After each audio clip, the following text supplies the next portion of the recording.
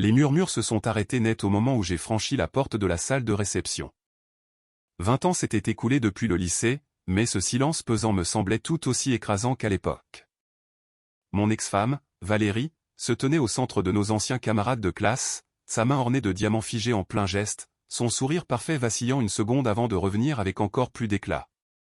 Et c'est à ce moment précis que j'ai senti une main ferme se poser sur mon épaule et que je me suis retourné pour voir Antoine Mercier, mon patron, mentor et magnate de la tech milliardaire dont tout le monde dans cette pièce reconnaîtrait le nom.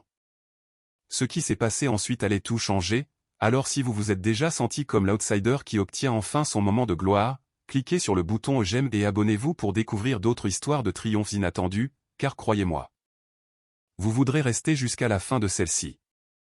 Je m'appelle Thomas Durand et il y a 6 mois, j'essayais juste de garder la tête hors de l'eau, élevant seule ma fille de 10 ans, Chloé, tout en travaillant comme ingénieur informatique intermédiaire. Ce qui n'était pas exactement la vie que j'avais imaginée lorsque Valérie et moi avions traversé l'estrade de ce même gymnase 2 décennies plus tôt. Le divorce avait été brutal, il y a 3 ans, Valérie avait décidé que notre vie tranquille en banlieue parisienne n'était pas assez excitante pour ses ambitions, elle qui avait toujours été la fille en or, la plus populaire du lycée, major de promotion et plus tard directrice marketing à succès. Alors que je n'étais que le gamin discret et intello dont elle était tombée amoureuse en terminale à la surprise générale. Quand elle est partie, elle a tout pris sauf notre fille et ma dignité, et même cette dernière semblait discutable la plupart du temps. « Papa, je suis obligé d'aller à cette réunion stupide », m'avait demandé Chloé ce matin-là, ses petits doigts ajustant ma cravate avec une précision surprenante, ajoutant « Tu es toujours triste quand tu parles de maman ». Je m'étais agenouillé à sa hauteur, plongeant mon regard dans ses yeux qui ressemblaient tant à ceux de sa mère, pour lui dire, parfois, « Ma chérie, il faut affronter les choses qui nous font peur, et puis Madame Mercier est ravie de t'accueillir pour ta soirée pyjama. » Madame Mercier était la mère d'Antoine, une femme au grand cœur qui s'était prise d'affection pour Chloé lors du barbecue annuel de l'entreprise, et lorsqu'elle avait entendu parler de mon dilemme pour la réunion des anciens élèves, elle avait immédiatement proposé de garder Chloé. Car c'était le genre de famille qu'étaient les Mercier, généreux au-delà de leur immense fortune. Je travaillais chez Mercier Innovation depuis un peu moins d'1 an, un emploi qui avait été une bouée de sauvetage après l'effondrement de la start-up dans laquelle j'avais investi 5 ans de ma vie, une autre victime collatérale de mon divorce. Antoine m'avait personnellement fait passer l'entretien, chose inouïe pour mon poste, me disant qu'il y avait quelque chose dans mon code, qu'il était élégant, réfléchi, comme si je voyais des solutions que les autres ne voyaient pas. Je ne m'attendais pas à ce qu'il se souvienne de mon nom après ça, et encore moins qu'il s'intéresse à ma carrière, mais Antoine n'était pas un PDG comme les autres, bien qu'il n'ait que 35 ans et soit à la tête d'un empire technologique valant des milliards. Il codait encore aux côtés de ses ingénieurs certains soirs, commandait des pizzas pour les équipes de nuit et connaissait le nom de tout le monde. Debout dans l'encadrement de la porte de cette salle des fêtes, j'avais l'impression d'avoir à nouveau 17 ans, incertain, incompétent et complètement déplacé. Les décorations hurlant la nostalgie avec nos vieilles couleurs d'école et des photos de classe agrandies où j'ai repéré la mienne près du buffet, tout en angle gênant et regard plein d'espoir. Thomas Durand a lancé une voix alors que la foule s'écartait, et Valérie a glissé vers moi, semblant impossiblement plus belle que lorsque nous étions mariés, suivie de près par son nouveau mari, un chirurgien aux ambitions politiques. « On parlait justement de toi », a-t-elle dit, et la façon dont elle l'a dit m'a noué l'estomac car je connaissais ce ton, c'était le même qu'elle avait utilisé au tribunal pour expliquer pourquoi je ne devrais avoir Chloé qu'un week-end sur 2, bien que le juge n'ait heureusement pas été dupe.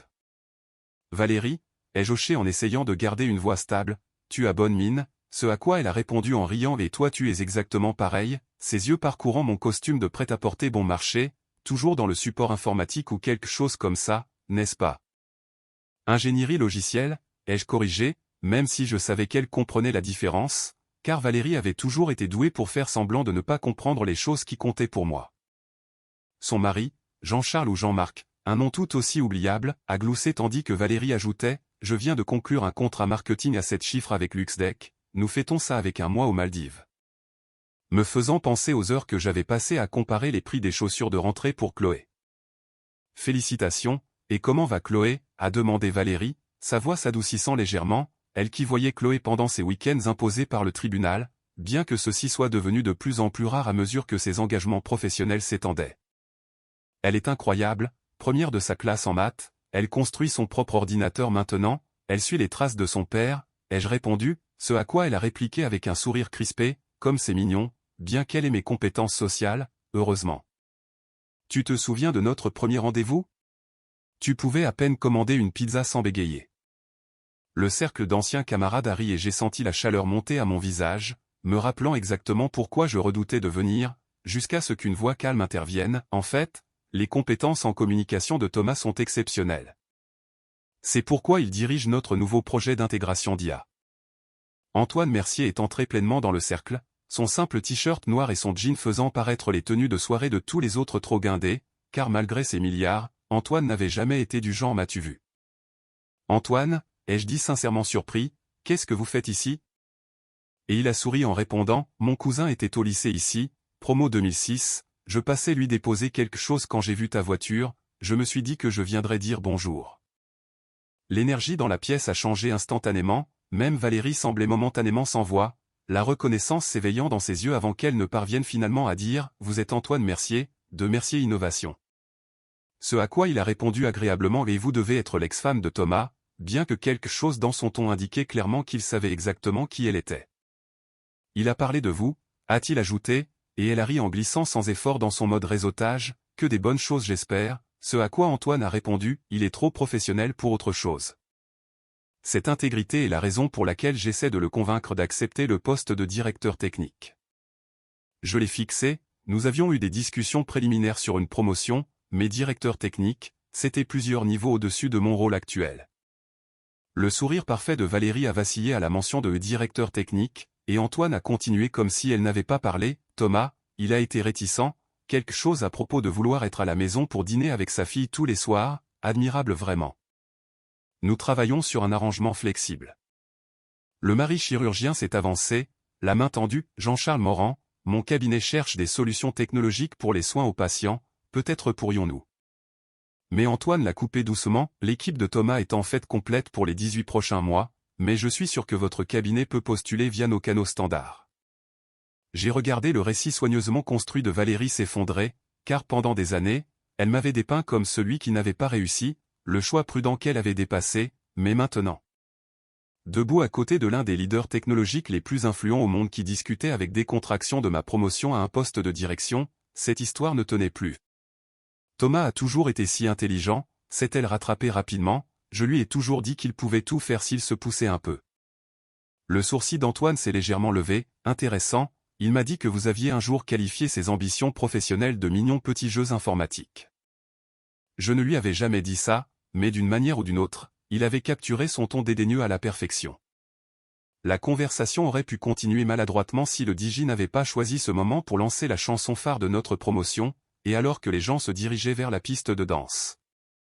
Antoine s'est tourné vers moi pour me dire « Désolé pour l'embuscade concernant le poste de directeur technique, je comptais en discuter formellement lundi. » C'est réel, ai-je demandé, encore en train d'assimiler l'information, et il a répondu « Tout à fait, ton travail sur le projet de réseau neuronal nous a fait gagner des mois de développement, le conseil d'administration l'a approuvé hier, puis il a jeté un coup d'œil à Valérie. Maintenant à l'autre bout de la pièce mais qui nous regardait toujours, avant d'ajouter, même si j'ai peut-être un peu accéléré le calendrier. Quand je lui ai demandé pourquoi il ferait ça, l'expression d'Antoine s'est adoucie et il m'a confié, mon père est parti quand j'avais 12 ans, il a dit à ma mère qu'il avait besoin de quelqu'un de plus adapté à ses ambitions, l'année dernière, il a appelé pour demander de l'argent. Il a haussé les épaules, certaines personnes ne comprennent le succès qu'en termes de signes dollars et de titres. J'ai pensé à toutes les fois où Valérie m'avait fait me sentir petit parce que je priorisais la stabilité et la famille plutôt que l'avancement de ma carrière, comment elle avait levé les yeux au ciel quand j'avais refusé un emploi mieux payé parce que les horaires signifiaient ne jamais voir Chloé.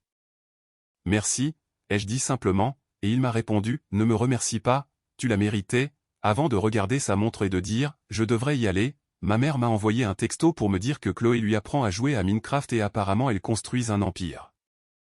J'ai ri en imaginant ma fille donnant des ordres à l'élégante Madame Mercier, disant qu'elle est très directive dans ses mondes Minecraft, ce à quoi Antoine a hoché la tête avec approbation, une leader née, comme son père. Après son départ, la soirée a changé radicalement, d'anciens camarades qui m'évitaient ont soudainement trouvé des raisons d'évoquer nos jours d'école, plusieurs ont mentionné des idées technologiques sur lesquelles ils aimeraient mon avis d'expert. Et Valérie a fait 2 autres tentatives pour engager la conversation, chacune plus transparente que la précédente. Mais quelque chose avait changé en moi aussi, car pendant des années, je m'étais mesuré à travers les yeux de Valérie, me trouvant toujours insuffisant, mais debout là, j'ai réalisé à quel point cette lentille avait été déformée. Vers minuit, je me suis éclipsé tôt, conduisant jusqu'à la résidence de la famille Mercier où Chloé séjournait. Madame Mercier m'a accueilli à la porte dans son pyjama en soie, un tutoriel Minecraft jouant sur son iPad, et a chuchoté « Votre fille est brillante et épuisante, elle dort enfin dans la chambre d'amis. » J'ai jeté un coup d'œil pour voir Chloé étalée sur un lit plus grand que notre salon, ses cheveux bruns en éventail sur l'oreiller, un bras serrant le robot en peluche qu'Antoine lui avait offert à Noël dernier.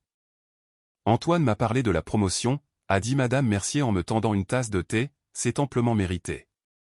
Je ne suis pas sûr d'être qualifié, ai-je admis, et elle m'a étudié avec le même regard pénétrant que son fils avant de dire, quand mon mari est mort, me laissant avec un fils de 12 ans et un petit magasin d'électronique en faillite, tout le monde a dit que je devrais vendre.